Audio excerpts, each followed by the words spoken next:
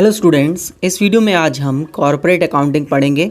Corporate accounting में मैंने आज जो चैप्टर लिया है वो है हमारा चैप्टर रिडम्पशन ऑफ डिवेंचर का। रिडम्पशन ऑफ डिवेंचर मैं बताऊंगा कि किस तरीके से करना है। उससे पहले आज हम इस वीडियो में आज इसका इंट्रोडक्टरी पार्ट पढ़ेंगे। इंट्रोडक्शन देखेंगे कि क्या क्या रिडम्पशन कैसे किया जाता है और क्या क्या मेथड्स हैं, ठीक है। फिर हम एक एक करके अपने टॉपिक्स पर आएंगे। तो चलिए दोस्तों स्टार्ट करते हैं। तो रिडम्पशन ऑफ डिवेंचर का मतलब क्या होता है? इसका सिंपल सा मतलब है repayment of the amount of debenture to debenture holders, ठीक है। तो रीपेमेंट अमाउंट करना किसका? डिबेंचर्स का। किसको? डिबेंचर होल्डर्स को रिडम्पशन ऑफ डिबेंचर्स कहलाता है, ठीक है दोस्तों। अब जो रिडम्पशन होता है डिबेंचर से, तो उससे हमारे पास जो लायबिलिटी है वो डिस्चार्ज होती है। लायबिलिटीज़ जो हैं वो एक तरीके से डिस्चार्ज हो जाती है, मतलब कंपनी से लायबिलिटी ख़त्म हो जाती है, क्योंकि डिबेंचर जो होता है वो एक तरीके की लायबिलिटी है और कंपनी उसे लायबिलिटी मानती है, और जब उसको पेड कर देती है तो वो लायबिलिटी कम हो जाती है, डिस्चार्ज हो जाती है, ठीक है बच्चे। अब बात आती है कि जब आप रिडम्पशन करते हैं तो रिडम्पशन करने के लिए सोर्स कहाँ से आता है, मतलब कहाँ से पैसे आते हैं। तो आप सभी नोट करेंगे, sources of finance for the redemption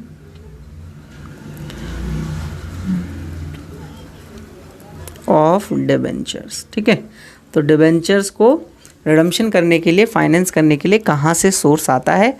तो कंपनी 3 टाइप से सोर्स मतलब मैनेज करती है पैसा। पहला है रिडम्पशन फ्रॉम, ये सब आप सभी मेरे साथ साथ नोट करते जाइए और समझते जाइए। From the proceeds of fresh share, issue of share and debentures, ठीक है। तो नए डिबेंचर्स को इशू करके भी, और शेयर्स और डिबेंचर्स को इशू करके पैसे इकट्ठे किए जा सकते हैं रिडम्पशन करने के लिए। दूसरा तरीका है रिडम्पशन किया जा सकता है of the debenture from the out of the capital, debentures out of capital, ठीक है। कैपिटल से आप रिडम्पशन कर सकते हैं। तीसरा आप ले सकते हैं रिडम्पशन ऑफ डिबेंचर, डी भी लिख दिया शॉर्ट में मैंने, आउट ऑफ प्रॉफिट से भी आप जो है रिडम्पशन कर सकते हैं, ठीक है। तो ये 3 जो है सोर्स हैं जहाँ से आप पैसे को इकट्ठा कर सकते हैं। तो नए शेयर्स इशू करा जा सकता है, इक्विटी शेयर्स, ओल्ड डिबेंचर्स को कन्वर्ट किया जा सकता है, ये सब मैं आप सभी को बताऊंगा, ठीक है। अब जो कैपिटल से किया जाता है वो आपके कंपनीज एक्ट के सेक्शन 71 क्लॉज नंबर 4 में लिखा हुआ है, कंपनीज एक्ट 2013 में, कि आप इस तरीके से आउट ऑफ कैपिटल भी इनका रिडम्पशन कर सकते हैं, ठीक है।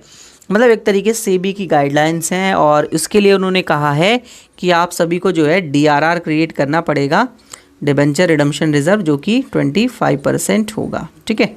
ये सब बातें हैं, तो ये सब हम आगे चलेंगे। और नेक्स्ट है आपके पास, जब आप डिबेंचर का रिडम्पशन करते हैं आउट ऑफ प्रॉफिट, तो आपको जितना अमाउंट करना पड़ता है उतने अमाउंट्स के 100% आपको सरप्लस में से लेना पड़ता है, 100% आपको सरप्लस में से ट्रांसफ़र करना पड़ता है अपने डिबेंचर रिडम्पशन रिजर्व में, ठीक है। तो जब आप आउट ऑफ प्रॉफिट करते हैं, तो जब आउट ऑफ कैपिटल करते हैं तो डीआरआर में आपको 25% डालना पड़ता है। ये थोड़ी थ्योरेटिकल बातें हैं जो आप सभी को याद होनी चाहिए, ठीक है। अब हम बात आ जाते हैं सेबी की गाइडलाइंस पे, जो कि मैंने अभी आपको बताया था। तो आप सभी पॉइंट डाल लीजिए कि सेबी ने क्या क्या गाइडलाइंस दी हैं। सेबी यानी कि stock exchange board of India, ठीक है, गाइडलाइंस, ठीक है। तो क्या क्या गाइडलाइंस है? सबसे पहले कि वो कहता है कि पहला पॉइंट डाल लीजिए, क्रिएट डीआरआर, जिसे आप डिबेंचर फुल फॉर्म भी लिख ही देता हूँ, डिबेंचर रिडम्पशन रिजर्व कहते हैं। ठीक है, ये क्रिएट किया जाए। अब ये ज़्यादातर बोला गया है नॉन कन्वर्टेबल डिबेंचर्स और non convertible portion of partly convertible debentures पर क्रिएट किया जाना चाहिए। And all company shall create DRR equal to at least कितना परसेंट क्रिएट तो करना है, और किसके लिए करना है वो मैंने बताया, DRR एटलीस्ट 25% क्रिएट करना जरूरी है of the amount of issue. ठीक है, जितने के आपने डिबेंचर इशू किए हैं उतने के। अब जो आपने DRR क्रिएट किया उस DRR को आप ट्रांसफ़र करेंगे, DRR transfer to be out of profit से भी लिया जा सकता है करंट ईयर के। ठीक है, ये आप किससे लेंगे, आउट ऑफ प्रॉफिट से जो है ट्रांसफ़र करेंगे करंट ईयर के। हर साल का जो प्रॉफिट होगा हर साल DRR उसमें से आप उसे कन्वर्ट करते जाएंगे, मतलब ट्रांसफ़र करते जाएंगे। क्लियर है बच्चे? तो ये सब मैंने आप सभी को बातें बता दी कि क्या क्या करना है। अब इसके बाद जो है डिबेंचर रिडम्पशन रिजर्व जब आप बना देते हैं तो उसके बाद आपको DRI डिबेंचर रिडम्पशन इन्वेस्टमेंट बनाना ज़रूरी है, और वो होती है 15%। ठीक है, वो होती है 15%। तो ये बातें थीं जो एक मेन बातें हैं, इंपॉर्टेंट बातें हैं ये सारी की सारी। ठीक है, फिर उसके बाद आपका अगर डिबेंचर रिडम्पशन रिजर्व का यूज़ नहीं होता है तो आप उसको जर्नल रिजर्व में यानी कि GR में उसको ट्रांसफ़र कर देते हैं। ठीक है, ये बातें यहाँ पर मैंने आप सभी को बताई। अब नेक्स्ट हम बात करते हैं कि मेथड्स कौन कौन से हैं रिडम्पशन करने के। तो आप सभी लिखिए मेथड्स ऑफ रिडम्पशन, इसे मैं दोबारा लिख देता हूँ, ऑफ रिडम्पशन ऑफ डिबेंचर्स। ठीक है, डिबेंचर्स के रिडम्पशन करने के लिए कौन कौन से मेथड्स हैं। तो बेसिकली यहाँ पर आप सभी को 4 मेथड्स जो हैं वो बताए जाएंगे। मैं ये चारों मेथड्स आप सभी को कराऊंगा। ठीक है, पहला मेथड आप लिख लीजिए lump sum payment method, lump sum payment at the end of fixed period. ठीक है, आपने डिसाइड किया था कि 5 साल बाद रिडम्पशन करना है, तो 5 साल के बाद उसके एंड होने के बाद आप एक लमसम पेमेंट उनको दे देंगे। ठीक है, बैंक अकाउंट से। नेक्स्ट है कि आप जो है उनको डिबेंचर्स को draw of lots, second method है ड्रॉ ऑफ लॉट्स। ठीक है, एक तरीके से इंस्टॉलमेंट में आप जो है डिबेंचर्स का रिडम्पशन कर रहे हैं और इंस्टॉलमेंट में उनको पैसा पे कर रहे हैं। ठीक है, थर्ड है आपके पास कि आप जो हैं कन्वर्ज़न कर दीजिए उनका, conversion into shares and debentures, नए शेयर्स और नए डिबेंचर्स में उनका कन्वर्ज़न कर दीजिए। ठीक है, फोर्थ तरीका है आपके पास own purchase, the purchase of own debenture, अपने डिबेंचर आप खुद ही खरीद लीजिए इन द ओपन मार्केट में और उन्हें कैंसिल कर दीजिए। तो ये आपके पास 4 मेथड हैं जिनसे आप जो है डिबेंचर को रिडम्पशन करेंगे। ठीक है बच्चे, केसेस देखेंगे रिडम्पशन ऑफ डिबेंचर के, कितने डिफरेंट केसेस में हम डिबेंचर्स को रिडम्पशन करते हैं। ठीक है दोस्तों, तो चलिए स्टार्ट करते हैं। तो दोस्तों मैं इस पेपर को 2 पार्ट्स में डिवाइड कर रहा हूँ। एक तरफ मैं जो है वो आपको करके दिखाऊंगा कि इशू हम किस केस में एंट्री को कर रहे हैं, फिर उसको मैं साइड में डिबेंचर में उसको रिडम्पशन करके बताऊंगा कि आप रिडम्पशन जब करते हैं तो आप उसको किस तरीके से करेंगे। ठीक है, तो इशू और रिडम्पशन की दोनों टाइप की मैं एंट्रीज आप सभी को कराऊंगा। तो चलिए बच्चे, ठीक है, केसेस हमारे पास जो होंगे वो 6 केसेस होंगे। तो आप सबसे पहले केस नंबर 1 नोट कीजिए, केस नंबर 1। ठीक है, यहाँ पर इशू किया जाएगा, ये इशू की एंट्री होगी यहाँ पर, और यहाँ पर हमारे पास जो है रिडम्पशन की एंट्री होने वाली है, रिडम्पशन। ठीक है, तो एक तरफ इशू और एक तरफ रिडम्पशन की एंट्री होगी। चलिए, ठीक है, तो देखिए केस नंबर 1, केस नंबर 1 हमारे पास क्या है, मैं इधर लिख देता हूँ इसको, इधर से मिटाकर। केस वन है इशू एट पार पर इशू करेंगे, और रिडम्पशन जो आप करेंगे वो भी आप पार पर करेंगे। रिडम्पशन एट पार, ये भी किस पर है? पार पर है। ठीक है, हम लोग एक डिबेंचर लेंगे और एक डिबेंचर का प्राइस 100 रुपये लेंगे। ठीक है, तो जब डिबेंचर इशू करेंगे आप तो एंट्री होगी bank account debit to debenture application and allotment. अब 100 रुपये का एक डिबेंचर है और आपने पार पे इशू किया है तो 100 रुपये ही आपके पास रिसीव होंगे।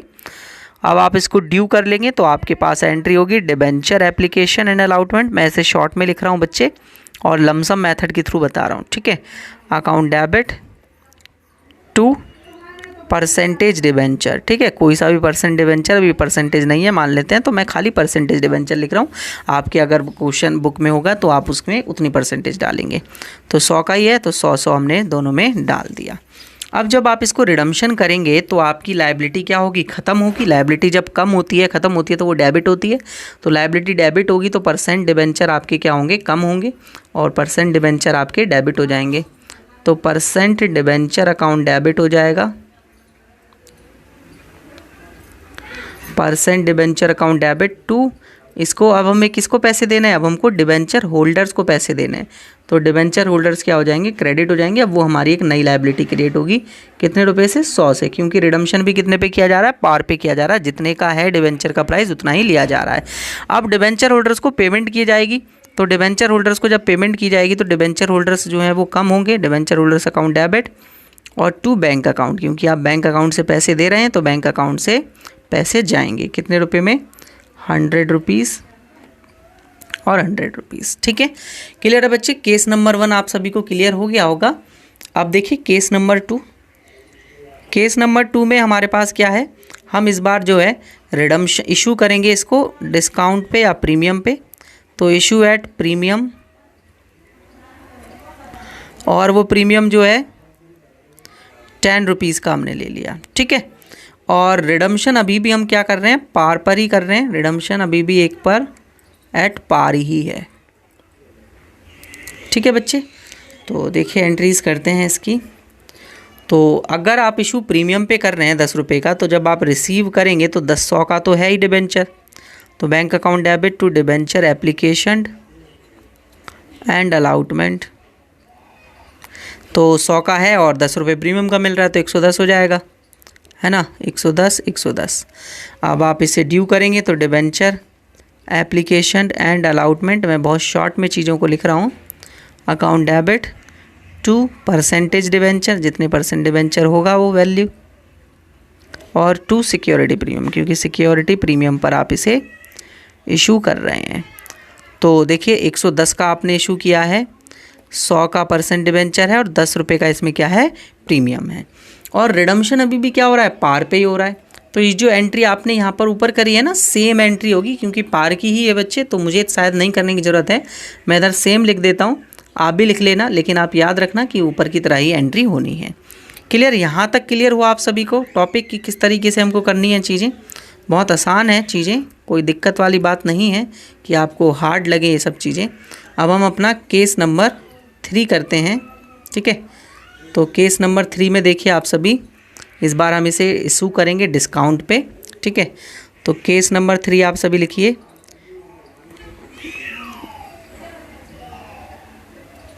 ठीक है, केस 3 में आपके पास जो इशू हो रहा है वो एट डिस्काउंट हो रहा है, और डिस्काउंट भी इस बार मैं जो है 10 रुपये का ही ले रहा हूँ, ₹10 का। ठीक है, और जो रिडम्पशन होगा वो अभी भी मैं पार पर ही ले रहा हूँ, उसमें कोई भी चेंज नहीं कर रहा, रिडम्पशन एट पार ही है। ठीक है, तो ये इस तरीके के केसेस बनते हैं कि ये दोनों ही समझना बहुत ज़्यादा ज़रूरी है। अभी नहीं, आपको आगे समझ में आएगा क्यों ज़रूरी है। ठीक है, तो इशू करिए डिस्काउंट पे, तो बैंक अकाउंट डेबिट, एंट्री पहले तो सेम ही होगी, बस अमाउंट में चेंज आएगा to debenture application and allotment, अब 100 का शेयर था, 10 का डिस्काउंट दे दिया, तो अब 90 रुपये ही तो लेंगे आप, तो 90 रुपये से आपने एंट्री कर दी।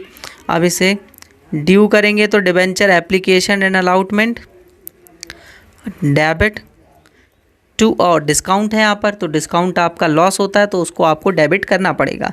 तो आप लिखेंगे discount on issue of debenture account debit to percentage debenture.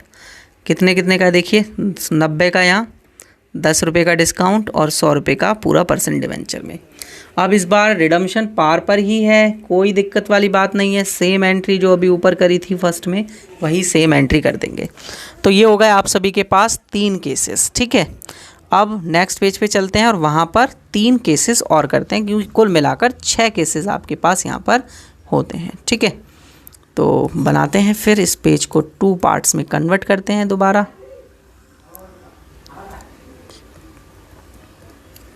ठीक है, तो ये हमने कन्वर्ट कर दिया पेज को। अब आप लिखिए अपना केस नंबर 4, ठीक है। केस नंबर 4 होगा, इशू करेंगे आप, लिख जाइए, मैं ऐसे लिख देता हूँ, इशू करेंगे आप, ये नहीं है, ठीक है। इशू एट पार है इस बार, और रिडम्पशन जो है, रिडम्पशन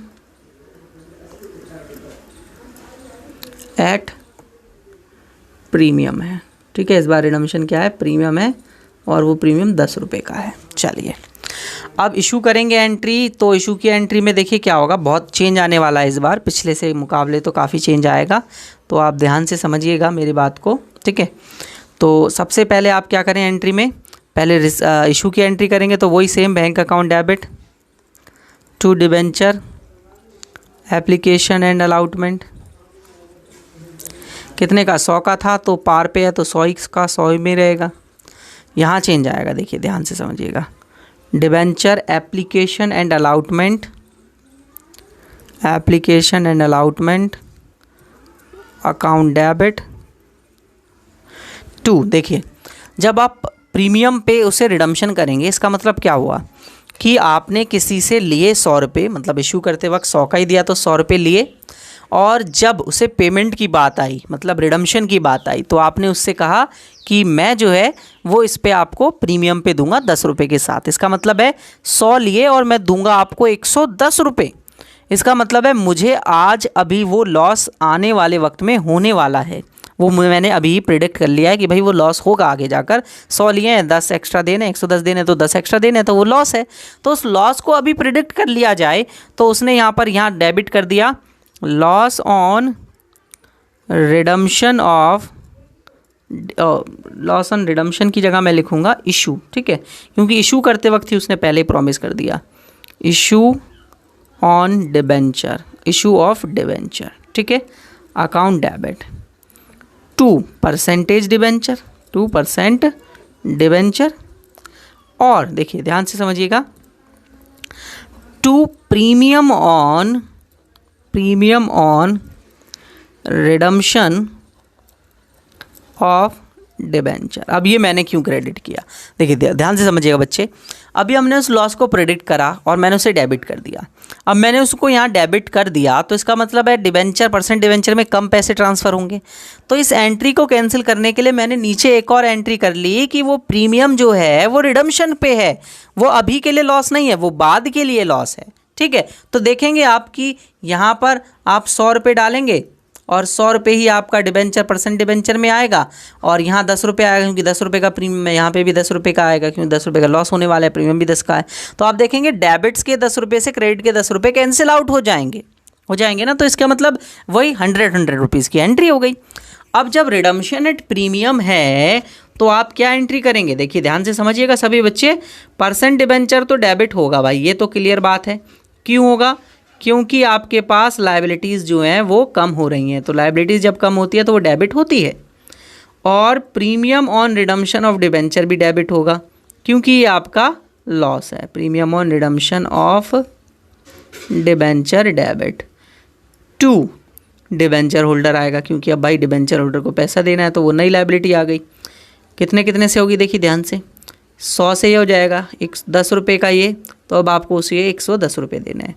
तो एंट्री आप करोगे debenture holder account debit to bank account, कितने रुपए से, 110 रुपये, 110 रुपये से, ठीक है, क्लियर बात है यहाँ तक कि आपको 110 रुपये अब उसको देने पड़ रहे हैं, आपको यहाँ पर साफ साफ क्लियरली नज़र आ रहा है ना बच्चे, बिल्कुल ठीक है। केस नंबर 5, केस नंबर 5 देखिएगा, लाइन को थोड़ा और बड़ा कर देते हैं। केस नंबर 5, केस 5 क्या है, इशू होगा एट प्रीमियम। इशू आप किस पे करेंगे, प्रीमियम पे करेंगे। रुक जाइए ज़रा, मैं इसको दोबारा लिख देता हूँ।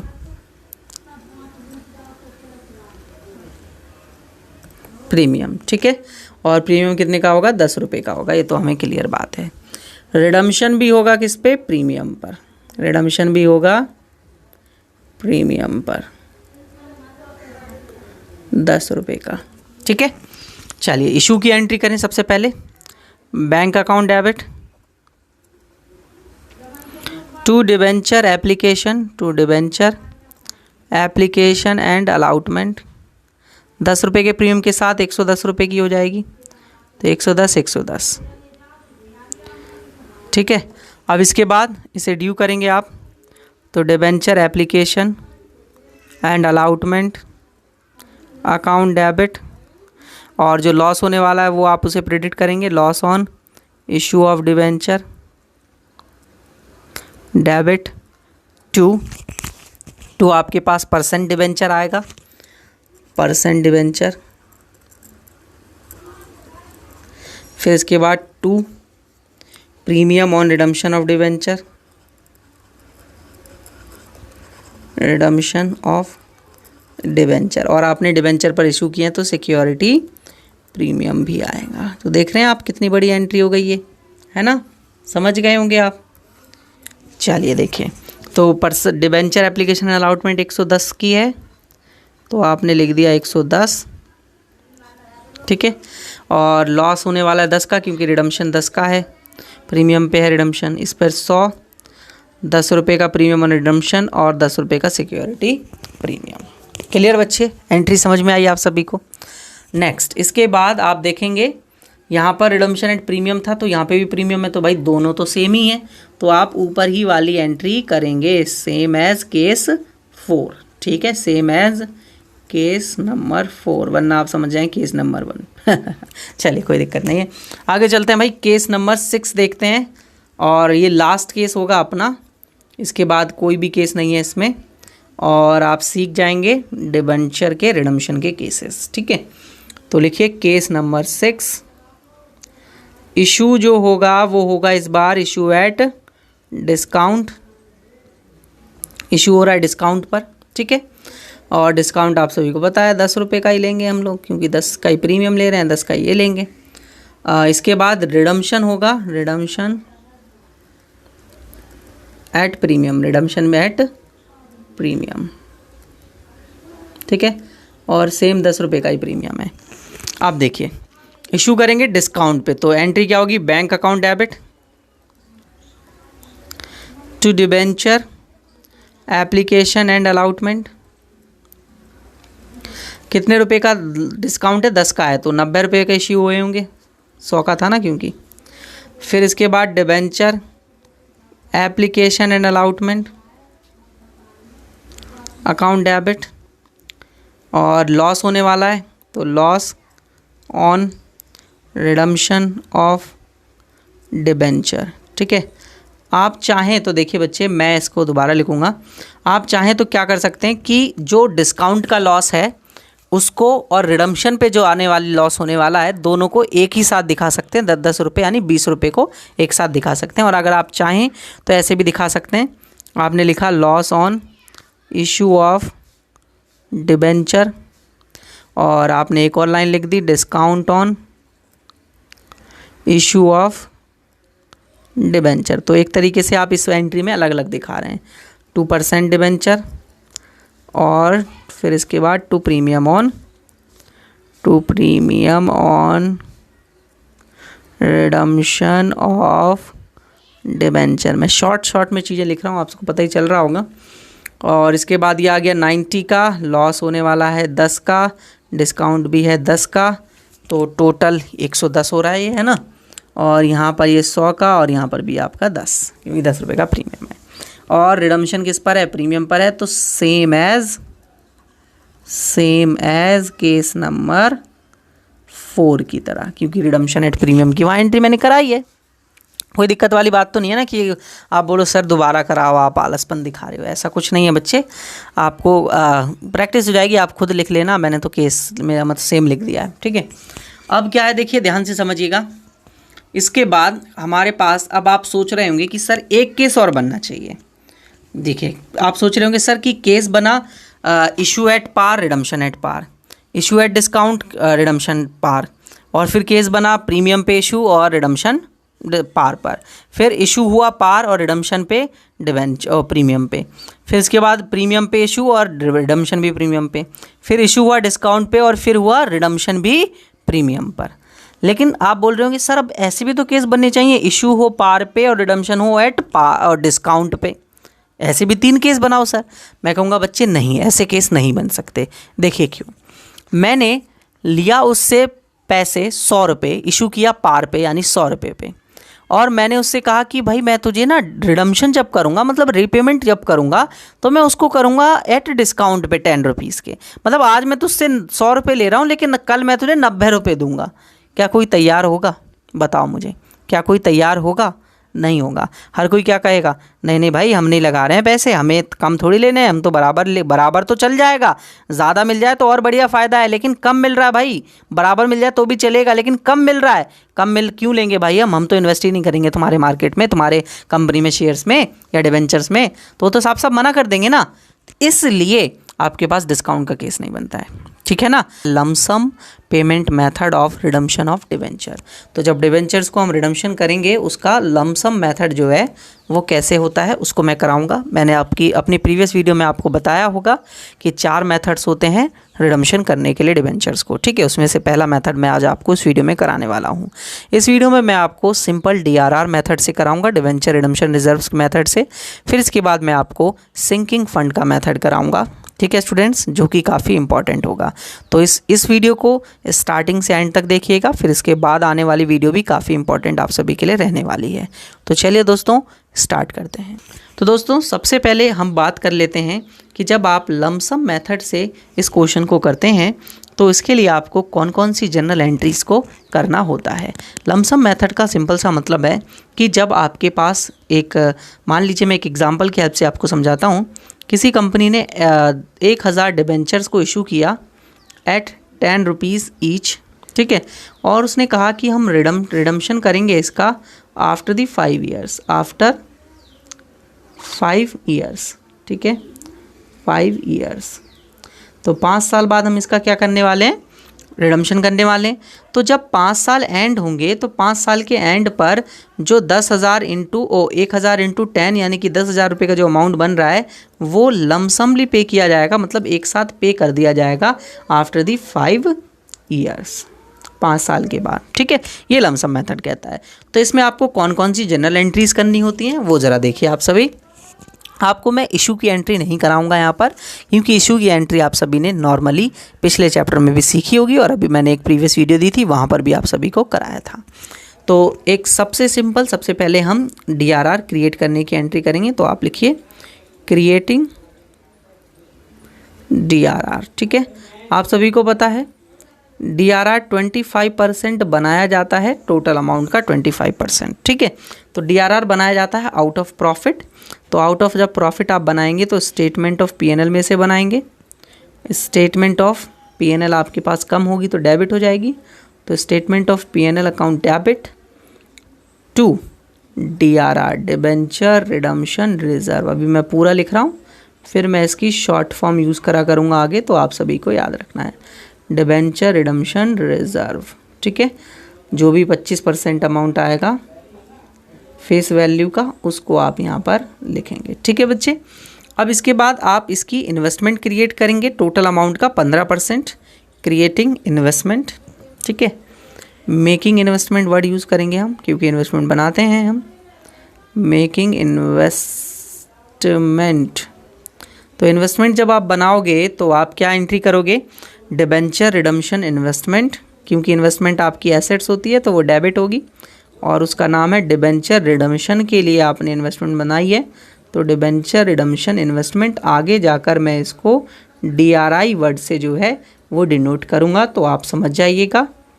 ठीक है, इन्वेस्टमेंट अकाउंट डेबिट। अब आपने इसको इसके लिए कैश दिया होगा या बैंक से पेमेंट दी होगी तो वो कम हुई होगी, इसलिए आपने उसको क्या कर दिया, बैंक को क्रेडिट कर दिया।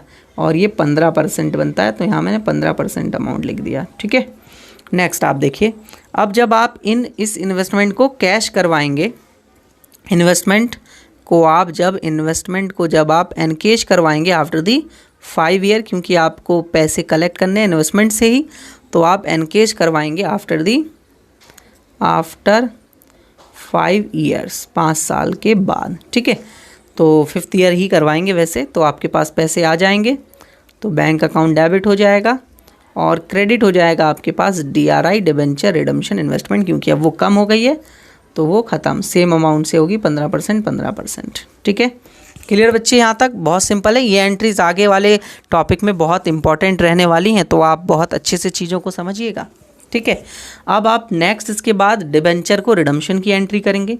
तो रिडम्पशन की एंट्री आप सभी को पता है कैसी होती है, अभी मैंने अपनी एक प्रीवियस वीडियो बनाई थी, वहाँ पर आपको बताया भी था कि रिडम्पशन करने के लिए आपको परसेंट डिबेंचर जो भी है, आपने डिबेंचर जो इशू करते वक्त लिया था उसको डेबिट कर देंगे, क्योंकि लायबिलिटीज़ कम हो जाएगी, और अगर प्रीमियम पे है तो प्रीमियम भी डेबिट कर देंगे टू डिबेंचर होल्डर्स।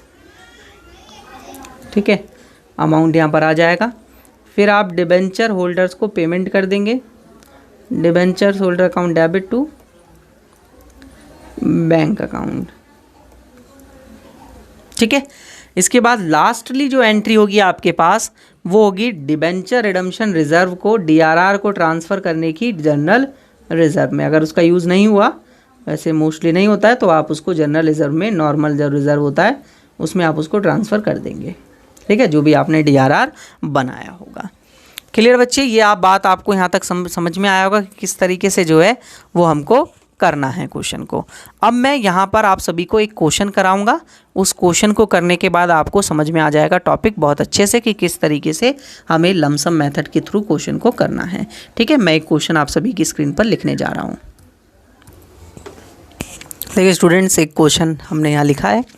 इस क्वेश्चन में देखिए क्या दिया हुआ है आपके पास, Tulip limited issue 4 lakh 9% debenture of 100 each on 1 April 2011, 1 April है। ठीक है, at the premium of 6% and redeemable भी है एट प्रीमियम 10%। ऑन डेट भी दी है कब रिडेम्पशन करना है। Assume that required investment was made 10% government security. Government security का नाम है 10%, जहाँ से 10% आपको इंटरेस्ट मिलेगा, उसको आपको इन्वेस्ट करना है 30 अप्रैल को of the financial year in the redemption is due. ठीक है, डिबेंचर्स को रिडम्पशन करना है ऑन द ड्यू डेट। ठीक है, तो जनरल एंट्रीज वगैरह पास करनी है। सबसे पहले आप इशू की एंट्री पास करेंगे, तो इशू की एंट्री क्या होगी, बैंक अकाउंट डेबिट होगा। बिकॉज क्यों होगा बताइए, क्योंकि आपके पास पैसा आएगा, है ना, ये तो सिंपल सी बात है बच्चे। डिबेंचर एप्लीकेशन एंड अलॉटमेंट कितने, 4 लाख हैं, 4 का 100 और 6% प्रीमियम, तो 6% प्रीमियम यानी 6 रुपये, तो 24,000। हाँ बिल्कुल ठीक है, तो ये हो गया आप सभी के पास 4 लाख रुपए की डिबेंचर हैं दोस्तों।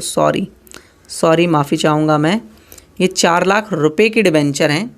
तो आप कह सकते हैं कि 4 लाख रुपए के अगर डिबेंचर हैं तो 4 लाख डिवाइड बाय 100 आपके पास ही आ जाएंगे कितने के, 4,000 के डिबेंचर आ जाएंगे।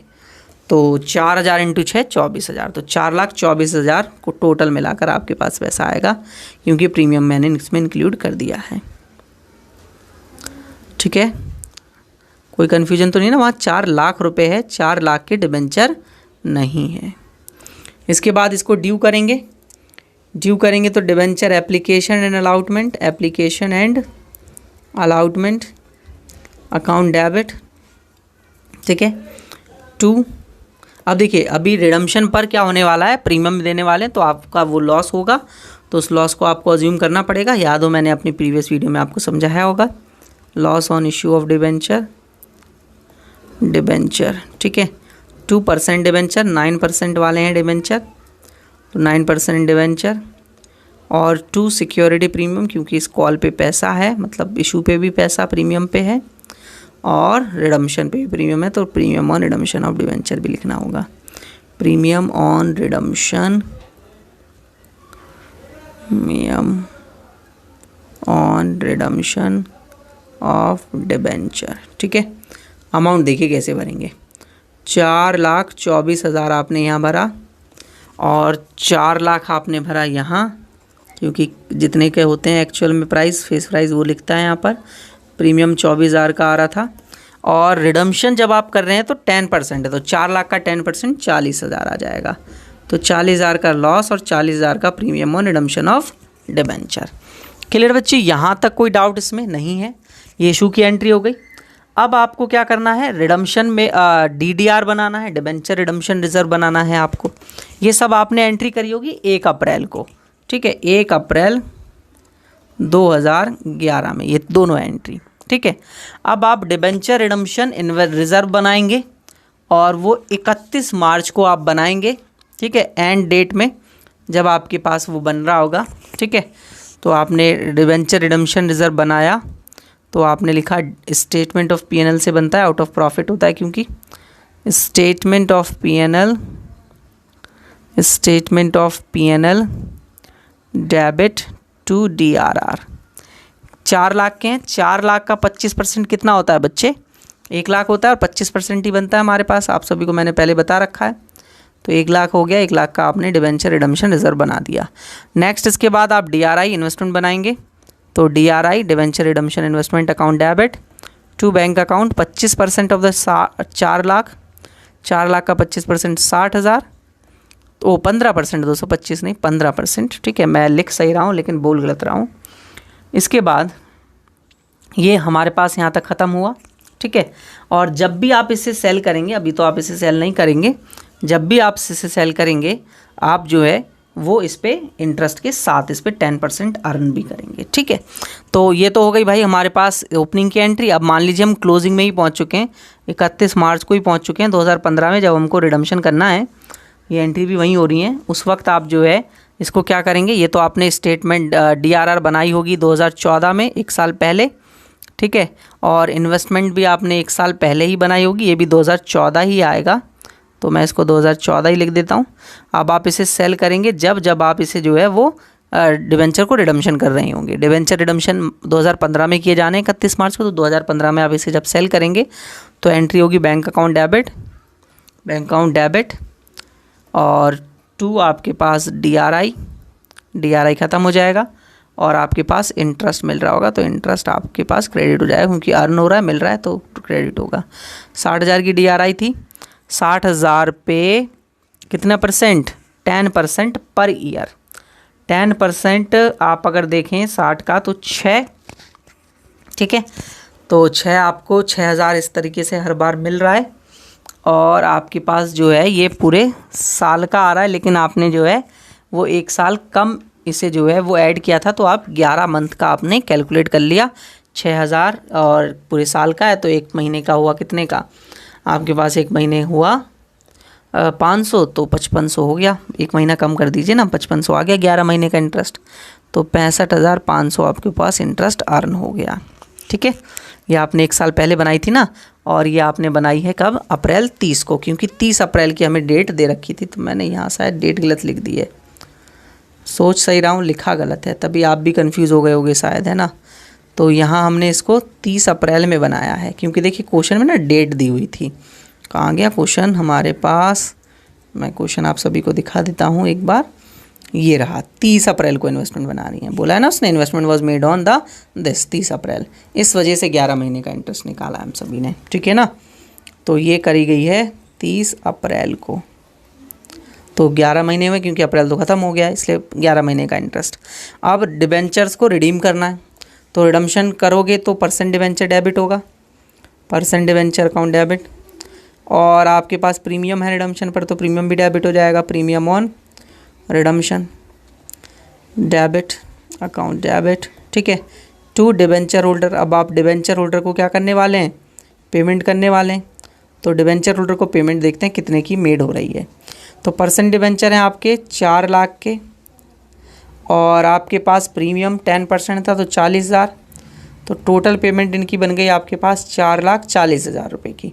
अब इनको आप पेमेंट करेंगे तो एंट्री होगी debenture holder account debit, debenture holder account debit to bank account.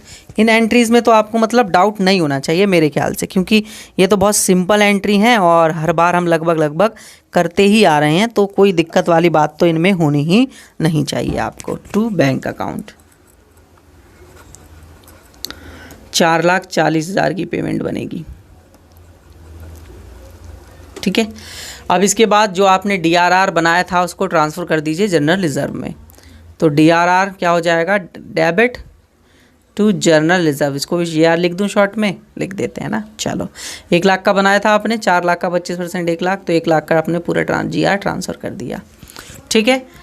Clear बच्चे, यहाँ तक आप सभी को समझ में आया? बहुत सिंपल बातें थी जो मैंने आप सभी को इसमें बताई। तो दोस्तों सबसे पहले ड्रॉ ऑफ लॉट्स का मतलब समझ लीजिए कि जैसे सपोज़ दैट मैंने कोई डिबेंचर जो है वो इशू किए, सपोज़ दैट मैंने एक एग्जांपल नीचे लिया हुआ है, उस एग्जांपल को मैं ले रहा हूँ। 6,000 डिबेंचर थे, उन डिबेंचर को मैं 4 साल बाद जो है रिडम्पशन करूँगा, ये मुझे पता है। अब जब हम लमसम वाला मेथड पढ़ते हैं तो हम 6,000 के डिबेंचर्स को 4 साल बाद इकट्ठा रिडम्पशन कर देते हैं। बट जब आप इंस्टॉलमेंट या ड्रॉ ऑफ लॉट्स मेथड पढ़ते हैं तो वहाँ पर आप इसको 4 साल में इंस्टॉलमेंट की तरह क्या करोगे, रिडीम करोगे। इसका मतलब है 6,000 के डिबेंचर हैं तो आप उसको 4 किस्तों में, 4 इंस्टॉलमेंट में इक्वल डिवाइड करेंगे, यानी कि 1,500 डिबेंचर आ जाएंगे। तो आप 1,500 डिबेंचर हर साल जो है रिडम्पशन करेंगे और आप 4 साल के एंड तक अपने पूरे डिबेंचर्स को रिडीम कर चुके होंगे। तो basically draw of lots method ये हमको ये बताता है, और बाकी सारी एंट्री सब कुछ वगैरह वही होता है। तो प्रीवियस वीडियो आप सभी को याद होना चाहिए, प्रीवियस टॉपिक। अगर प्रीवियस टॉपिक अच्छे से याद होगा तो आपको चीज़ें बहुत अच्छे से स्मूथली समझ में आएंगी। तो देखिए स्टूडेंट्स, हमारे पास एक क्वेश्चन है, हम इस क्वेश्चन की हेल्प से चीज़ों को समझेंगे। क्वेश्चन क्या कह रहा है, Vasundhara limited has 6,000 8% debenture of 100 each due to redemption in 4 equal annual instalment starting from 31 March 2015। Redemption of debenture reserves are balance is this, ठीक है। तो इतने का रिडम्पशन डिवेंचर रिडम्पशन रिजर्व में बैलेंस पड़ा हुआ है। Record necessary journal entries. The company complain with the requirement with the respect in investment and the investment made करेगी वो कंपनी 30 अप्रैल 2014 को, ठीक है। तो सबसे पहले आप क्या करेंगे, इन्वेस्टमेंट बनाएंगे। तो आप सभी को पता है कितना इन्वेस्टमेंट आप सभी को बनाना है, कितना ट्रांसफ़र करते हैं हम इंस्टॉलमेंट वगैरह, ये सब चीज़ें आप सभी को पता होना चाहिए। तो देखिए सिंपल सा मतलब है कि आपके पास 6,000 डिवेंचर हैं @ 100 ईच, ठीक है, 100 ईच। तो आपके पास ये 6 लाख के डिबेंचर हो गए। तो अब आपको 4 साल में से रिडम्पशन करना है 4 इक्वल इंस्टॉलमेंट में। तो आप इसे 4 से डिवाइड करेंगे तो आपके पास 1.5 लाख आ जाएगा। तो आपको हर साल जो है 1.5 लाख रुपए के डिबेंचर्स को रिडीम करना है।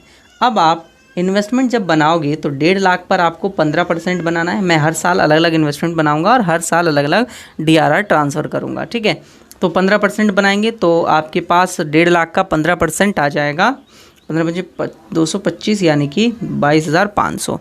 इसी तरीके से जब आप डिबेंचर रिडम्पशन रिजर्व बनाते हैं तो आप या तो उसको हमेशा अमाउंट को अलग अलग ट्रांसफ़र करिए, लेकिन आप चाहें तो इकट्ठा भी ट्रांसफ़र कर सकते हैं। तो आप 6 लाख पर आपको कितना ट्रांसफ़र करना है आप सभी को पता होता है, 25% हमको DRR बनाना होता है। तो 25% जब आप DRR बनाएंगे 6 लाख पे तो आपके पास लगभग 15 लाख जो है 1.5 लाख जो है वो DRR आएगा। बट आपके पास पहले से ऑलरेडी 70,000 अकाउंट में पड़ा हुआ है, आप क्वेश्चन पढ़ सकते हैं।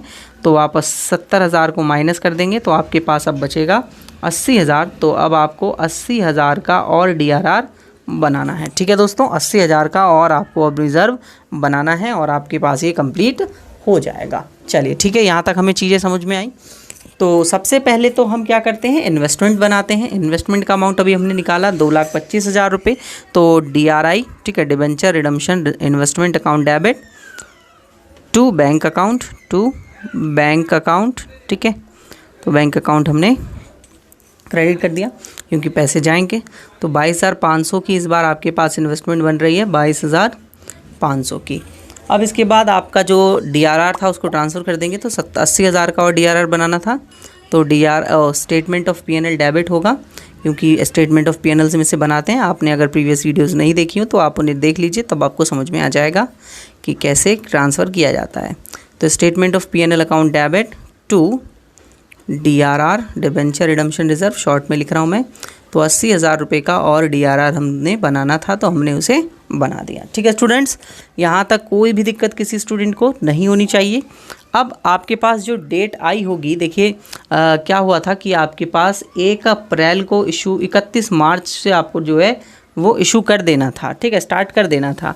तो इन्वेस्टमेंट आपको बनानी थी 30 अप्रैल को, तो इन्वेस्टमेंट 30 अप्रैल को बनाओगे और ट्रांसफ़र कर दोगे 31 मार्च से। ठीक है, तो इससे बनाओगे आप 30 अप्रैल को 2014 में, है ना, ये डेट थी।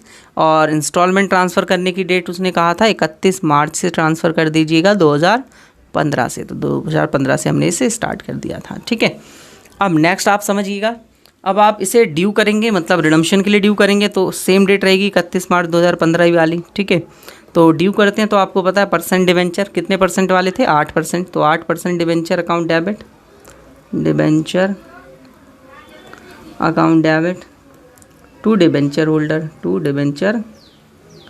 होल्डर, कितना ट्रांसफ़र करना है, देखिए 1.5 लाख रुपये, क्योंकि इंस्टॉलमेंट 1.5 लाख की आ रही थी ना, तो आप 1.5 लाख जो है वो ट्रांसफ़र कर देंगे अपने DRR में, डिबेंचर रिडम्पशन रिजर्व में। ठीक है,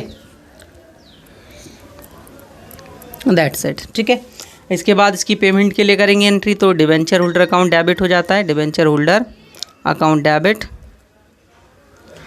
टू बैंक अकाउंट, कितने रुपए, 1.5 लाख और 1.5 लाख। ठीक है दोस्तों, यहाँ तक चीज़ें समझ में आई आप सभी को।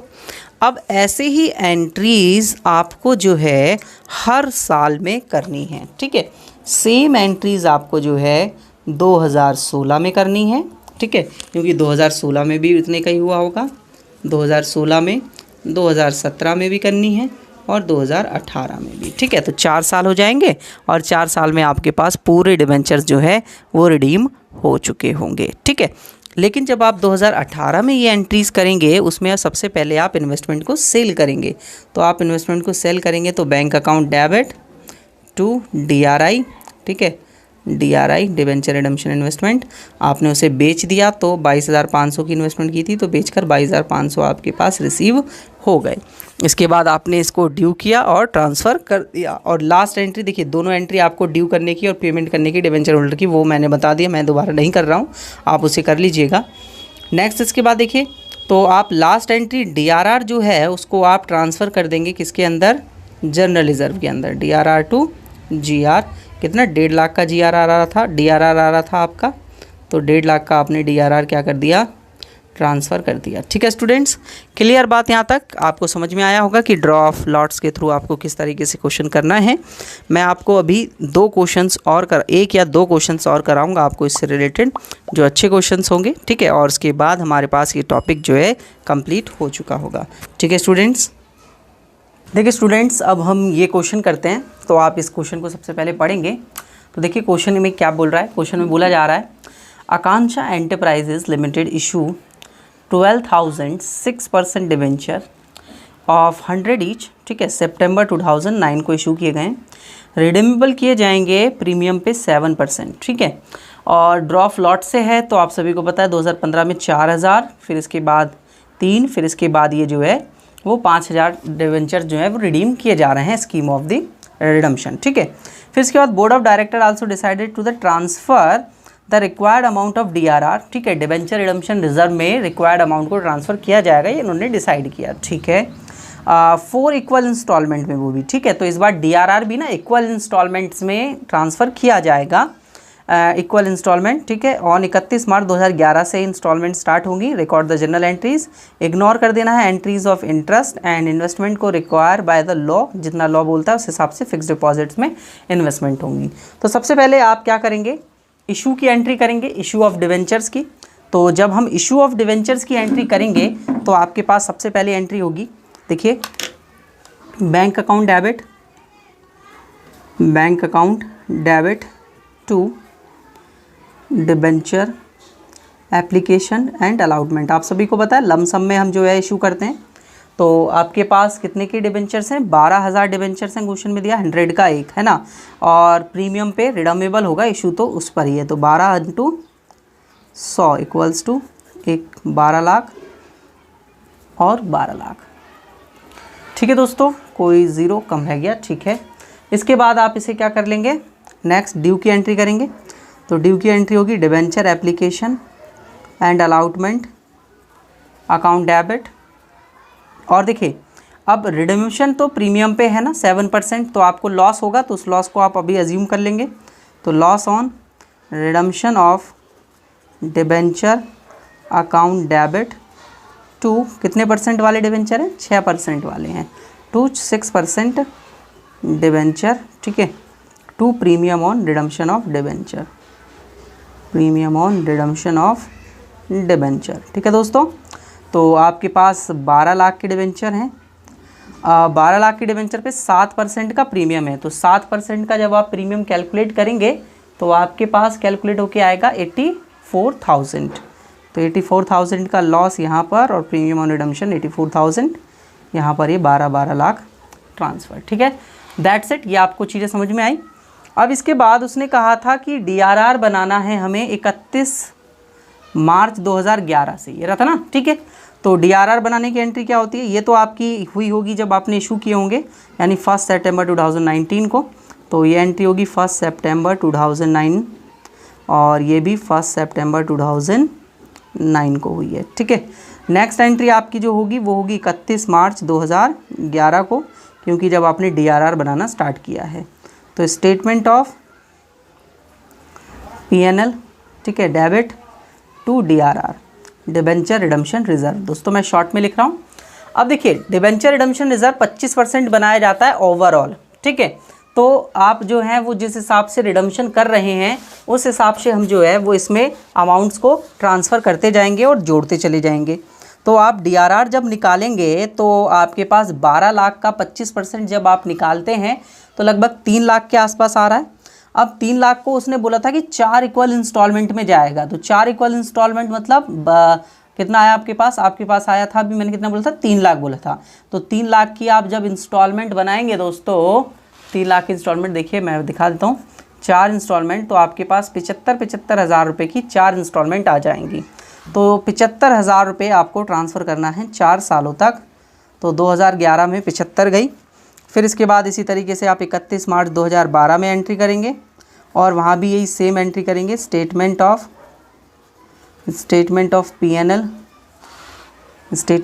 PNL डेबिट टू DRR, ठीक है, और ये भी 75,000 और 75,000।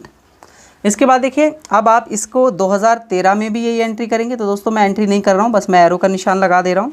और लास्ट आप जो है 2014 में भी यही एंट्री करेंगे, ठीक है। सेम एंट्रीज़ आपने 2013-14 दोनों में कर दी। अब इसके बाद आपको क्या करना है, देखिए अब उसने बोला था कि 31 मार्च 2015 से आप क्या करना स्टार्ट कर दें, रिडम्पशन करना स्टार्ट कर दें। तो रिडम्पशन सबसे पहले 31 मार्च 2015 को हुआ, यानी इसके बाद 4,000 का, तो आप रिडम्पशन ड्यू करेंगे 31 मार्च 2015 को, और सबसे पहले आप इन्वेस्टमेंट भी करना स्टार्ट करेंगे।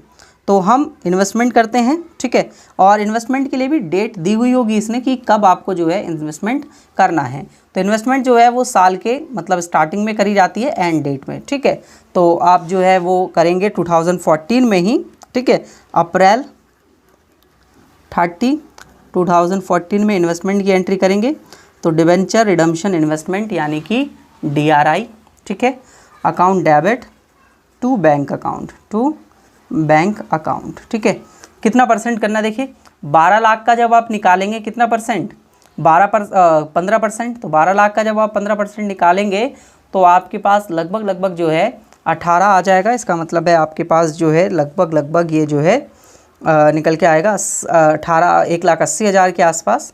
अब आपको जो है पहले रिडम्पशन आप कर रहे हैं कितने के, 4,000 डिबेंचर के, तो 4,000 इंटू 100 यानी कि 4 लाख। तो 4 लाख का 15% निकालेंगे, 15 चौका 60, ठीक है। तो पहली इन्वेस्टमेंट कितने की होगी, 60,000 की, क्योंकि उस जितना हम रिडम्पशन कर रहे हैं उस हिसाब से हम इन्वेस्टमेंट में ट्रांसफ़र करेंगे ना।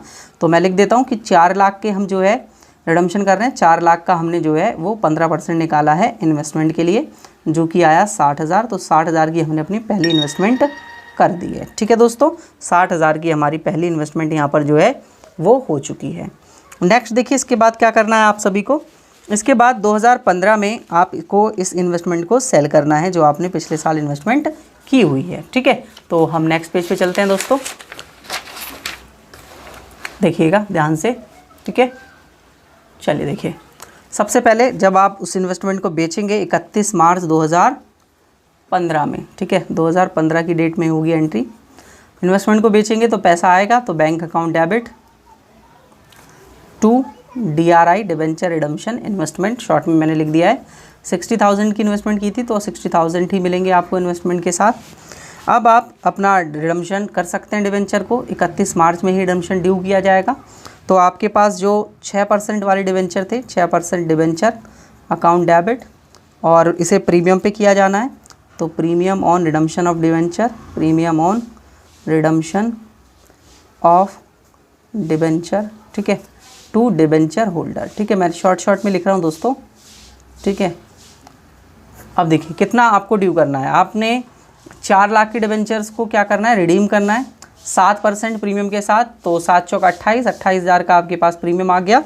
तो आपको जो से फाइनल पेमेंट करनी है वो करनी है 4,28,000 रुपये की। अब जो 4,28,000 रुपये की पेमेंट आपको करनी है उसकी पेमेंट की एंट्री करेंगे debenture holder account debit, debenture holder account debit to bank account, to bank account. तो ये आपके पास एंट्री हो जाएगी 4,28,000 और 4,28,000। तो ये 2015 का किस्सा ख़त्म। ठीक है, अब आपको 2016 में चलना है। तो 2016 में कितने के डिबेंचर्स को रिडीम करना था, आप क्वेश्चन को देख सकते हैं। ठीक है, मैं आपको क्वेश्चन दिखा देता हूँ एक बार और। ये रहा आपके पास क्वेश्चन आपकी स्क्रीन पर। तो आप देखेंगे कि 3,000 के डिबेंचर अब हमको क्या करने हैं, रिडम्पशन करने हैं 2016 में, और 2017 में 5 के करने हैं। तो 3,000 के डिबेंचर्स को रिडीम करते हैं। उसके लिए सबसे पहले इन्वेस्टमेंट बनाएंगे। ठीक है, तो इन्वेस्टमेंट हम सब बना चुके हैं ऑलरेडी 4 लाख के लिए। इसी तरीके से हम अज्यूम करेंगे कि हमने सबके लिए इन्वेस्टमेंट जो है वो बना ली है। ठीक है, और अब हम उसे रिडीम करेंगे। ठीक है, तो सबसे पहले रिडीम करेंगे तो 31 मार्च 2016 में रिडम्पशन करना है। 6% डिबेंचर, 6% डिबेंचर अकाउंट डेबिट। ठीक है, और premium on redemption of debenture, premium on redemption of debenture to debenture holder. ठीक है, टू डिबेंचर होल्डर। तो ये आपके पास जो अमाउंट ट्रांसफ़र होगा, देखिए इस बार आपको कितने 3 लाख डिबेंचर को रिडीम करना था। तो 3 लाख तो यहाँ आ जाएगा, और 3 लाख का 7% प्रीमियम यानी कि 21,000 यहाँ, और 3,21,000 की फाइनल पेमेंट बन जाएगी डिबेंचर होल्डर की। तो debenture holder account debit to bank account, bank account से आप उन्हें क्या कर देंगे, पेमेंट कर देंगे 3,21,000, 3,21,000। ठीक है दोस्तों, क्लियर यहाँ तक। अब इसके बाद आप लास्ट 31 मार्च 2017 में अपना रिडम्पशन करेंगे। 31 मार्च 2017 में जब रिडम्पशन करेंगे तो 6% debenture account debit, debenture account debit to, और प्रीमियम भी है इस पर, मैं प्रीमियम भूल गया, प्रीमियम लिख देता हूँ। Premium on redemption of debenture debit to debenture holders. ठीक है, कितने के, देखिए इस बार 5 लाख के करने थे आपको, तो 5 लाख और उसका 7%, 5 7 35,000 आपके पास जो है वो प्रीमियम आ जाएगा। ठीक है, तो ये आ गया आपके पास, ये हो गया। ठीक है, कितना, 5 लाख और उसके बाद 35, तो 5,35,000 की आपको एंट्री करनी है। ठीक है दोस्तों, क्लियर। फिर इसके बाद आप इनको पेमेंट करने की एंट्री कर देंगे। ठीक है, इससे पहले दोस्तों इन्वेस्टमेंट की एंट्री कर लेना, मैं भूल गया हूँ, मैं दोबारा से कर देता हूँ अलग पेन से, जिससे आपको पता चले कि मैंने ये एंट्री करी है। DRI account debit to bank account, ये डिबेंचर इन्वेस्टमेंट की एंट्री है। 5 लाख पे 15%, 75,000, तो 75,000 की इन्वेस्टमेंट की एंट्री है। ठीक है, जो मैंने रेड कलर से लिखी है वो इन्वेस्टमेंट की एंट्री है, और यहाँ पे भी मैं करना उसे भूल गया था। DRI account debit to bank account, कितने रुपए से, 4 लाख 3 लाख के करे तो 3 × 5 = 15 यानी 45,000, ठीक है। तो 45,000 की यहाँ पर हो गई। क्लियर, ये ध्यान रखना आप सभी, मैं भूल गया था, माफ़ी चाहूँगा इसके लिए। अब इसके बाद इनको पेमेंट करेंगे तो debenture holder account debit to bank account कितने रुपए से हो जाएगी, 5,35,000 ड्यू हुआ था तो 5,35,000 की पेमेंट कंप्लीट हो जाएगी, ठीक है दोस्तों। और लास्ट एंट्री आपकी जो है डिबेंचर रिडम्पशन रिजर्व में पूरा पैसा ट्रांसफ़र करने की होगी। तो लास्ट एंट्री 31 मार्च 2017 में ही ख़त्म हो रहा है सब कुछ। तो एंट्री होगी DRR अकाउंट डेबिट, क्योंकि आप डिबेंचर रिडम्पशन रिजर्व को ट्रांसफ़र कर रहे हैं, DRR account debit to general reserve यानी कि GR। तो 12 लाख का 25% निकालेंगे तो 3 लाख आएगा, तो 3 लाख आपने जो है ट्रांसफ़र कर दिया है, ठीक है दोस्तों। तो ये फाइनल क्वेश्चन जो है वो एंड हो गया, इसमें और कुछ हमें नहीं करना था। कन्वर्जन ऑफ डिबेंचर्स को पढ़ेंगे कि डिबेंचर्स का हमें कन्वर्जन कैसे करना है, ठीक है दोस्तों। तो आप सभी को पता है कि जब हम डिबेंचर्स को रिडम्पशन करते हैं तो रिडम्पशन करते वक्त हम लोग जो डिबेंचर होल्डर्स होते हैं उनको पेमेंट देते हैं, ठीक है। इनको इनकी पेमेंट जो है वो रीपेमेंट करते हैं, ठीक है, रीपेमेंट। बट अगर हम डिबेंचर होल्डर्स को ऑप्शन दें कि एक तो हम आपको रीपेमेंट का ऑप्शन दे रहे हैं कि आप चाहें तो रीपेमेंट ले सकते हैं, बट आप चाहें तो रीपेमेंट ना लेने की जगह जो आपके डिबेंचर्स हैं जो भी उनका अमाउंट है, सेज दैट 50,000 रुपये की डिबेंचर्स आपके हमारे पास हैं, इन 50,000 के डिबेंचर्स को हम जो है कन्वर्ट कर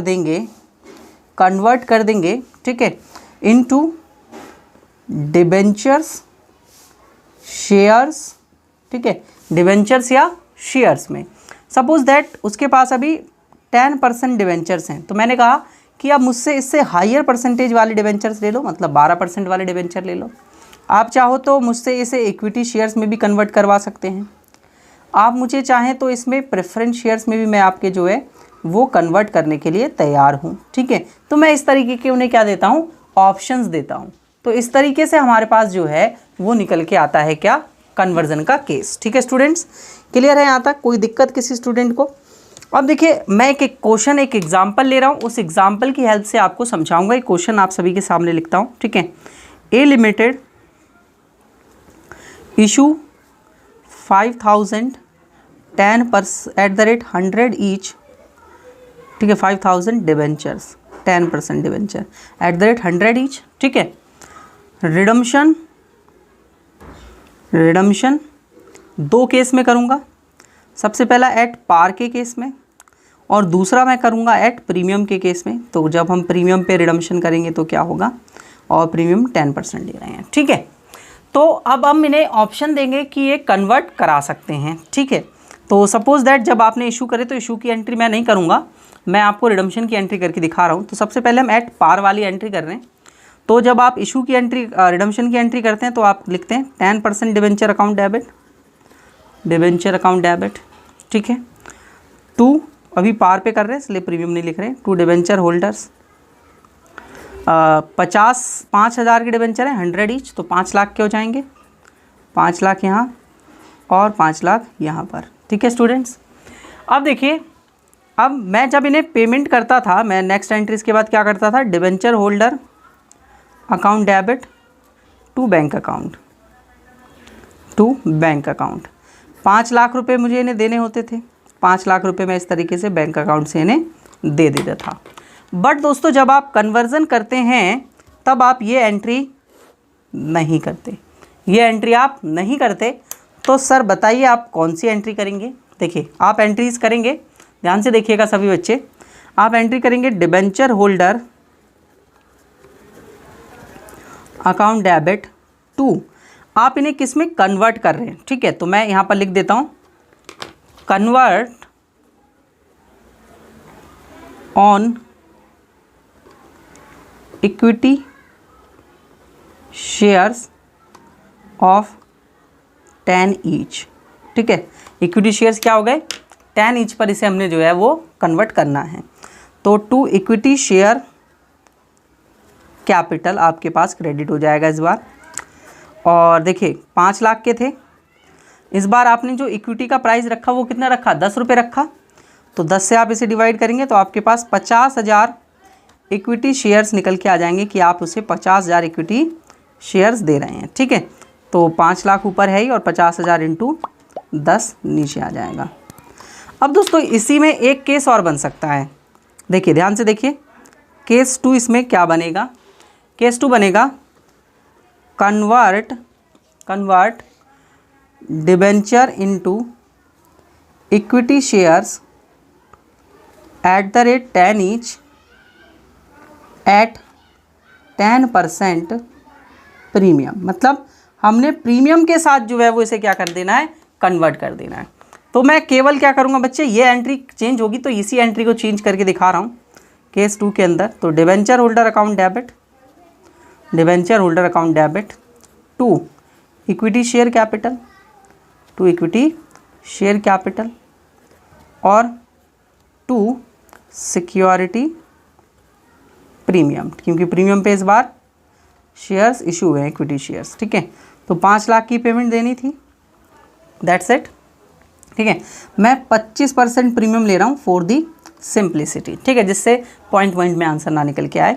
तो 5 लाख का आपको जो है 10 का तो शेयर है ही, 25% 10 का कितना आएगा, 2.5 रुपये। तो 2.5 यानी कि 12.5 रुपये का आपके पास जो है निकल के आ जाएगा आपका शेयर का प्राइस।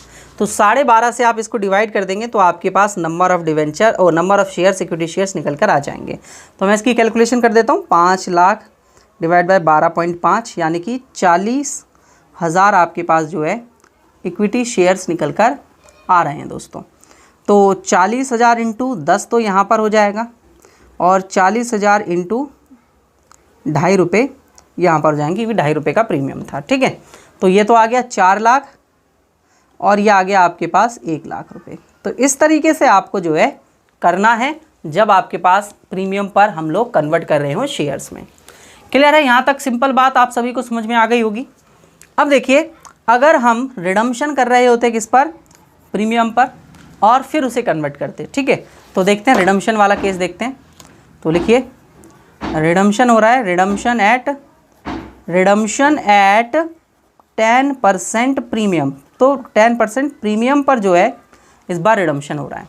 तो रिडम्पशन की एंट्री आप सभी करेंगे कितने, 10% डिवेंचर थे, 10% debenture account debit, 10% debenture account debit और प्रीमियम है इस बार। तो प्रीमियम लिखना ना भूलें, प्रीमियम ऑन रिडम्पशन ऑफ, मैं शॉर्ट में RED लिख देता हूँ, redemption of debenture DEB account debit to debenture holder. ठीक है, तो 5 लाख के थे, 5 लाख का 10% 50,000, तो 5 लाख ऊपर और 50,000 और 5.5 लाख अब आप इनको पेमेंट करना है आपको। तो एंट्री आप करेंगे debenture holder account debit, debenture holder account debit to bank account की जगह आप इन्हें इक्विटी शेयर कैपिटल दे रहे हैं। तो मैं पहले केस 1 करके दिखा रहा हूँ आप सभी को, है ना। तो पहले हम केस 1 कर रहे हैं अपना, जो कि एट पार पर है, किसका, रिडम्पशन वाले जो शेयर्स दिए जाएंगे वो पार पर हैं। ठीक है बच्चे, तो 5,50,000 और 5,50,000 दोनों इधर आ जाएंगे, 1 0 और। तो 5,50,000 का 10 रुपये का एक शेयर, तो आपके पास 55,000 इक्विटी शेयर्स निकल कर आ रहे हैं। ठीक है बच्चे, अब आप केस नंबर 2 करेंगे, केस नंबर 2 जिसमें आप एट प्रीमियम पर कर रहे हैं। अब प्रीमियम हमें चुनकर लेना पड़ेगा कि ये पूरा मतलब पॉइंट से कैंसिल हो जाए। एक बार 25% आराम से ले सकते हैं, 25% से हो जाएगा। तो 25% प्रीमियम ले लिया हमने। ठीक है, तो डिबेंचर होल्डर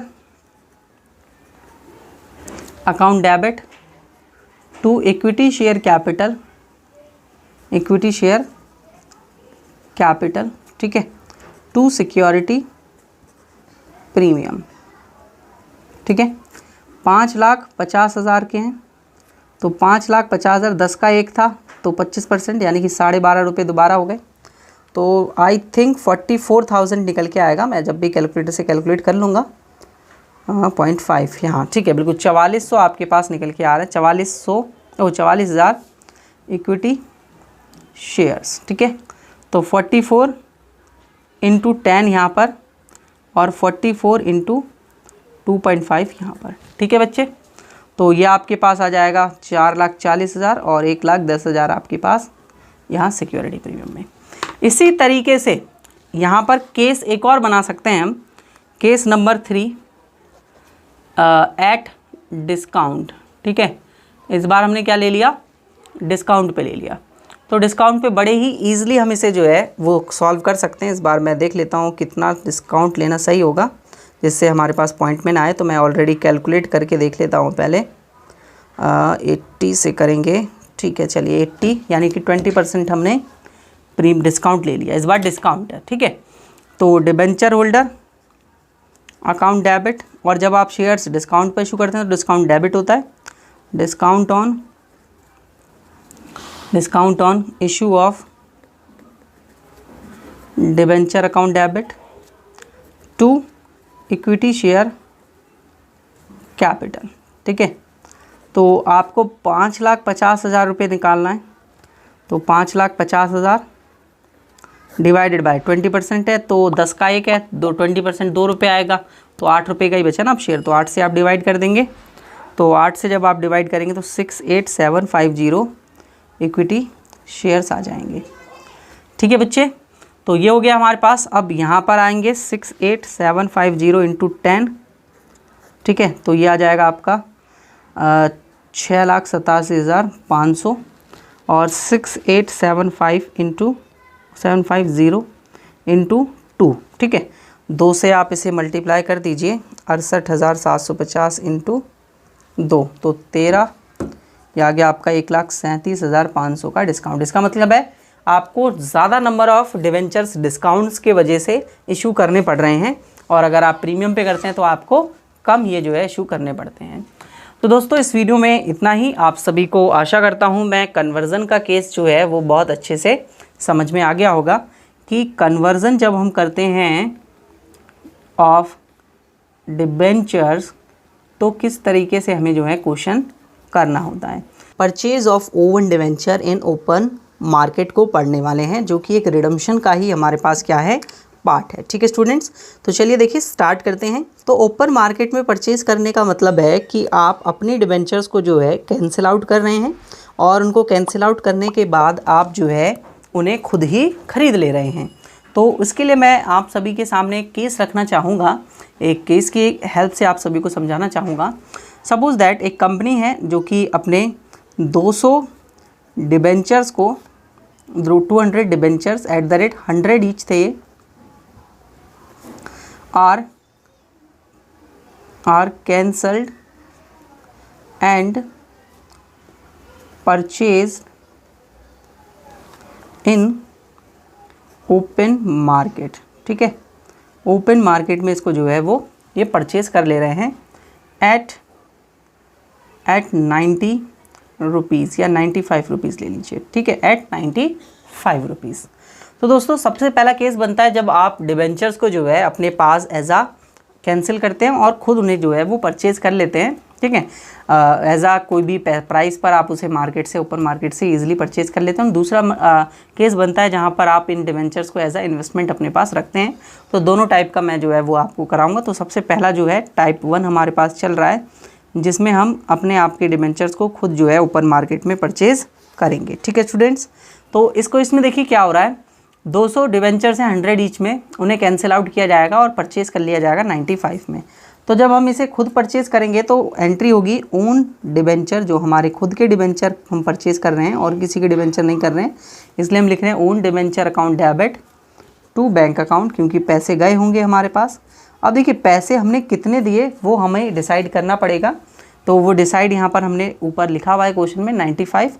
तो आप 200 इंटू 95 के हिसाब से इसकी एंट्री करेंगे। तो 200 इंटू 95 आपके पास हो जाएगा 19,000। आपने इसे परचेज़ कर लिया। अब आप जो है देखेंगे ड्यू करके कि कितने के डिबेंचर थे। मान लीजिए 8% वाले डिबेंचर थे ये। ठीक है, तो 8% डिबेंचर अकाउंट डेबिट। अब आप इनको कैंसिलेशन की करने की एंट्री कर रहे हैं, अकाउंट डेबिट। ठीक है, फिर आपने इनको खुद परचेज़ किया है, डिबेंचर होल्डर को नहीं दिया है, तो आप यहाँ पर डिबेंचर होल्डर की जगह ओन डिबेंचर लिखेंगे। और अगर आपको कोई प्रॉफिट हो रहा है तो आप प्रॉफिट लिखेंगे, प्रॉफिट ऑन रिडम्पशन ऑफ या रीपेमेंट। ठीक है, रिडम्पशन ऑन ओन डिबेंचर, ठीक है, अपने खुद के डिबेंचर्स पे कितने का प्रॉफिट हो रहा है। तो देखिए डिबेंचर थे 200 इंटू 100 यानी कि 20,000 के, आपने उनको 19,000 में ख़रीद लिया, तो यहाँ पर 1,000 रुपये का क्या हो गया, पूरा का पूरा बेनिफिट आपको यहाँ पर नज़र आ रहा होगा। क्लियर स्टूडेंट्स, बिल्कुल सिंपल है ना। अब इसके बाद देखिए ध्यान से, अब ये जो प्रॉफिट हुआ है आप इस प्रॉफिट को अपने कैपिटल रिजर्व अकाउंट में ट्रांसफ़र कर देंगे। तो profit on redemption on own debenture account debit to capital reserve, ठीक है, कैपिटल रिज़र्व में हम इसे ट्रांसफ़र करने की एंट्री कर रहे हैं। 1,000 रुपये का प्रॉफिट हुआ है तो 1,000 रुपये का प्रॉफिट ही हम इसे ट्रांसफ़र करेंगे। ठीक है दोस्तों, क्लियर, यहाँ तक आपको समझ में आया। तो इसी तरीके के हमारे पास बहुत सारे क्वेश्चंस हैं और हम इन क्वेश्चंस को जो है वो बड़े ही ईज़िली तरीके से कर सकते हैं। ठीक है, तो आप सभी को समझ में आए होंगे कि किस तरीके से हमें ओन डिबेंचर ओपन मार्केट में परचेज़ करना होता है। ठीक है, अब हम इसे देखते हैं कि अगर हम एज आ इन्वेस्टमेंट अपने पास इसे रखते तो हमें क्या एंट्री करनी पड़ती है। ठीक है, तो जब आप इसे एज आ इन्वेस्टमेंट अपने पास रखेंगे तो मैं एक क्वेश्चन, एक एग्जांपल आप सभी के लिए ले रहा हूँ। आप सबसे पहले टाइप 2 लिख लीजिए, टाइप 2 के हम क्वेश्चन करेंगे, ध्यान से समझिएगा। क्वेश्चन मैं बोल रहा हूँ, आपकी स्क्रीन पर भी ये क्वेश्चन जो है वो फ्लैश हो जाएगा, आप सभी देख लीजिएगा। A company has 5,15% outstanding debenture, ठीक है, तो कंपनी के पास जो है डिवेंचर्स हैं और वो है 5 लाख के 15%। On 1 April 2012 on the same date the as पर the term of issue the company redemption 50,000 debenture, company 50,000 debentures को क्या कर रही है, रिडीम कर रही है ऑफ द 98 रुपीज़ में। कितने में, 98 रुपीज़ में। सबसे पहला है उसे इमीडिएट कैंसिलेशन का है और दूसरा है उसे आप जो है एज आ परचेज रख ले रहे हैं। तो देखिए क्वेश्चन के जो की पॉइंट्स हैं उनको हम लिख लेते हैं। की पॉइंट्स हैं हमारे पास, सबसे पहले आप इसी से समझ जाएंगे। 5 लाख के आपके पास 15% डिवेंचर हैं, ठीक है, अब इसका प्राइस 100 ही होगा, 100 ही मान लेते हैं। अब उसे कंपनी जो है वो परचेज कर रही है, कैंसिल कर रही है, ठीक है, लिख लीजिए परचेज 50,000 डिवेंचर, ठीक है, 50,000 की डिवेंचर्स के साथ ही ऐसा हो रहा है, 50,000 डिवेंचर्स एट 98, ठीक है, एट 98, ठीक है, इन ओपन मार्केट, ओपन मार्केट में से जो है परचेज कर लिया जा रहा है। ठीक है दोस्तों, तो पहला केस में हमें करना है जब ये इमीडिएट कैंसिलेशन हो, मतलब कैंसिल ही कर दिया जाए, और दूसरा केस हमें बनाना है कैंसिलेशन, और दूसरा केस बनाना है हेल्ड एज आ इन्वेस्टमेंट। ठीक है, तो आप क्वेश्चन में देख सकते हैं, if the debentures are purchase as a investment, purchased as investment, investment की तरह अगर परचेज कर लिया जाए तो 2 केस बने। देखिए सॉल्व करते हैं बच्चे। सबसे पहले पहला केस में हम करते हैं जब हमें इसे कैंसिल आउट करना है, तो बताइए क्या एंट्री होती थी, अभी बताया मैंने, ओन डिवेंचर अकाउंट डेबिट, ठीक है, टू बैंक अकाउंट, आप इसे कैंसिल आउट कर रहे हैं। तो आपके पास 50,000 की डिवेंचर ही आप कैंसिल आउट कर रहे हैं, तो 50,000 100 का मान के चलेंगे तो 500 डिवेंचर आ जाएंगे। 500 डिवेंचर इंटू 98 में आप उसे ट्रांसफ़र कर रहे हैं। ठीक है, मैंने 100 का इसलिए माना बच्चे क्योंकि 98 में तो आप कैंसिल ही कर रहे हैं, तो 100 का ही होगा डिवेंचर। ठीक है ना, क्लियर यहाँ तक। तो आपके पास अब ये जो प्राइस आएगा वो आएगा 49,000। इसके बाद आपके पास जो है इसकी एंट्री होगी, 15% डिवेंचर थे तो 15% डिवेंचर से कैंसिल आउट करने की, account debit to own debenture, है ना, अभी करके बताई थी मैंने ये एंट्री, टू प्रॉफिट, ठीक है, profit on redemption of own debenture. ठीक है, तो ये आ गया 50,000 का पूरा, क्योंकि ड्यू हो रहे हैं स्टार्टिंग में तो 100 का ही था। 49,000 में आपने ख़रीदा, 1,000 रुपये का प्रॉफिट हुआ, और इस 1,000 के प्रॉफिट को आप ट्रांसफ़र कर देंगे profit on redemption of own debenture to capital reserve. कितने रुपए का, 1,000 रुपये, 1,000 रुपये और 1,000 रुपये का बच्चे। ठीक है, कोई दिक्कत किसी स्टूडेंट को नहीं होनी चाहिए। इसके बाद देखिए केस 2 करते हैं। केस टू में आपके पास क्या हो रहा है, केस 2 में आप इसको एज अ इन्वेस्टमेंट आप इसको परचेज़ कर रहे हैं। तो इन्वेस्टमेंट के तौर पर आप इसे परचेज़ करेंगे, तो आप लिखेंगे investment in own debenture account debit to bank account. ठीक है, बस वर्ड्स में चेंज होगा और कुछ भी फ़र्क नहीं आने का बच्चे। एंट्री वही सेम 49,000 से होगी, 98 में जो आप खरीद रहे थे उसे, तो 49,000 अमाउंट आया था, आपको अभी पढ़ा भी था हमने, तो 49,000 अमाउंट के साथ हम इसे लिख देंगे। क्लियर है। बस अब आपको यहाँ पर करना क्या होगा, एक छोटी सी एंट्री पास करनी होगी, वो भी बैलेंस शीट में होगी। तो देखिए मैं जल्दी से बैलेंस शीट आप सभी को बनाकर बता देता हूँ। तो बैलेंस शीट में देखिए क्या चेंज होगा, मैं बैलेंस शीट का फॉर्मेट तैयार करता हूँ। बैलेंस शीट में आप सभी सबसे पहले यहाँ दिखाते थे क्या, equity and liability, equity and liabilities. फिर इसके बाद आप फर्स्ट लिखते थे शेयर होल्डर फंड। ठीक है, शेयर होल्डर्स फंड, लेकिन शेयर होल्डर्स फंड की हमें ज़रूरत नहीं है, यहाँ तो डिबेंचर्स हैं, तो डिबेंचर्स आते हैं नॉन करंट लायबिलिटी में। नॉन करंट लायबिलिटीज़ का हेड बनाया। नॉन करंट लायबिलिटी में आपने ए पॉइंट हेड बनाया अपना लॉन्ग टर्म बोरोइंग्स का, क्योंकि डिबेंचर्स लॉन्ग टर्म बोरोइंग्स में आते हैं, लॉन्ग टर्म बोरोइंग्स। ठीक है, और सेकंड हेड आपने बनाया अपना एसेट्स का हेड होता है, आपके पास पता ही है, यहाँ टोटल आएगा वो तो हो जाएगा। खैर एसेट्स में आपके पास नॉन करंट आप बनाएंगे, नॉन करंट एसेट्स, और नॉन करंट एसेट्स में भी सबसे पहला ए पॉइंट आप बनाएंगे नॉन करंट इन्वेस्टमेंट, क्योंकि आपने इन्वेस्टमेंट के तौर पर जो है वो एक तरीके से परचेज़ किए अपने डिबेंचर, तो वो नॉन करंट होगी क्योंकि लॉन्ग टर्म के लिए आपने डिबेंचर्स में इन्वेस्ट किया है। ठीक है बच्चे, यहाँ तक कोई दिक्कत किसी स्टूडेंट को। अब नोट्स टू अकाउंट बनाइए आप सभी, नोट्स टू अकाउंट्स। सबसे पहले लॉन्ग टर्म बोरोइंग का बनाइए, लॉन्ग टर्म बोरोइंग्स का नोट। लॉन्ग टर्म बोरोइंग्स में देखिए आप सभी, आपके पास 15% के डिबेंचर्स हैं, 15% डिबेंचर्स, और आपने उसे खुद हेल्ड किया है, तो आपके पास पूरे 5 लाख के वो पड़े हुए हैं, तो पूरे 5 लाख आपने उसको दिखाया नोट नंबर 1 डाल के। फिर इसके बाद लॉन्ग टर्म बोरोइंग, यहाँ पर मैं थोड़ा गलत हो गया तो मैंने एरो बना दिया। ठीक है बच्चे, अब इसके बाद आपके पास जो नॉन करंट एसेट्स है, दूसरा नोट आप बनाइए नॉन करंट इन्वेस्टमेंट का।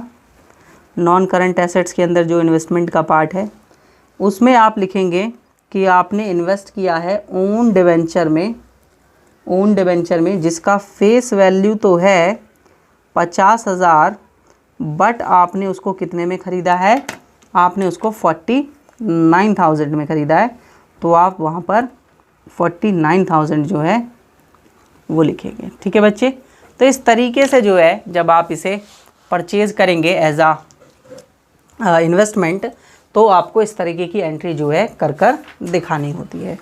ठीक है, देखिए दोस्तों, अब हम जो है इंटरेस्ट ऑन ओन डिवेंचर भी कर लेते हैं। इंटरेस्ट ऑन ओन डिवेंचर, ठीक है, ओन डिवेंचर के केस में अगर इंटरेस्ट हो तो क्या करेंगे हम लोग, तो सेम केस लेते हैं। 50 लाख के हमारे पास जो है डिवेंचर्स हैं, 10% वाले डिवेंचर्स हैं। ठीक है, 10% डिवेंचर्स हैं, तो कंपनी इसमें से जो है 1 लाख डिवेंचर्स को कैंसिल कर रही है। ठीक है, 1 lakh debentures are purchase in open market. ठीक है, ओपन मार्केट में 1 लाख के डिवेंचर परचेज किए जा रहे हैं। अब आपको सिंपल करना क्या है, देखिए आपको सबसे पहले जो है इंटरेस्ट जो बन रहा है टोटल वो लिखना है। तो टोटल इंटरेस्ट कितना बनेगा, 5 लाख पे 10%। ठीक है, 50,000 का इंटरेस्ट बनेगा। तो interest on debenture account debit to debenture holder, ये आपको डिबेंचर होल्डर को देना होता है इंटरेस्ट। अब आप इसमें से हटा देंगे जो आपने इंटरेस्ट लेना है ओन डिबेंचर पर, तो इंटरेस्ट ऑन ओन डिबेंचर आपने इसमें से हटा लेना है। देखिए कैसे, टोटल अगर आप देखें तो 10% 50,000 का इंटरेस्ट बन रहा है, 50,000 का इंटरेस्ट, बट आपने 1 लाख जो डिबेंचर हैं वो कैंसिल आउट कर लेने हैं, परचेज़ कर लेने हैं, तो आपके पास जो है वो बनना है अमाउंट कितने का, 10,000 का, तो 10,000 का ओन डिबेंचर में चला जाएगा, तो आप डिबेंचर होल्डर को 40,000 की जो है वो क्या कर देंगे, पेमेंट कर देंगे।